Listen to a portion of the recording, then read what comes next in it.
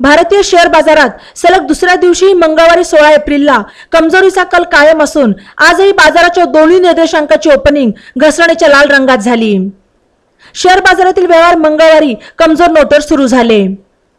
व्यापाराच्या सुरुवातीच्या सत्रात बीएसई सेन्सेक्स 493 अंक घसरला आणि 72,906 अंकांवर ट्रेंड सुरू केले। तर निफ्टीने 137 अंक कमजोर होऊन 22,135 अंकांवर ट्रेंडिंग सुरू केले। बाजाराच्या सुरुवातीच्या कामकाजास निफ्टीचे सर्व क्षेत्रीय निर्देशांक लाल रंगात घसरले।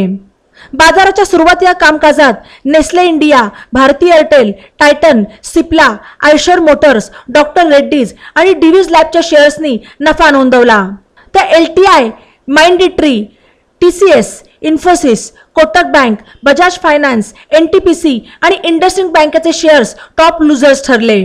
सोमवारी बाजारात मोठी पडझड झाली तर मंगळवारी पुन्हा एकदा शेअर बाजारात कमजोरी दिसत आहे। बाजाराचे कामकाज सुरू झाल्यानंतर काही वेळातच निफ्टी ऑटो आणि बीएसई स्मॉल कॅप निर्देशांकात किंचित तेजी नोंदवली जात असून गुंतवणूकदारांना मल्टीबॅगर परतावा देणाऱ्या कंपन्यांबाबत बोलायचे झाले तर मंगळवारी सुरुवातीच्या व्यवहारात ओएनजीसी शेअर तेजीत धावत होता। तर Bharat Electronics, Larsen and Toubro, Asian Paints, Wipro, HDFC, HCL Tech, TCS, Kotak Mahindra Bank आणि इन्फोसिस लिमिटेड शेअर्समध्ये पडझड नोंदवली गेली।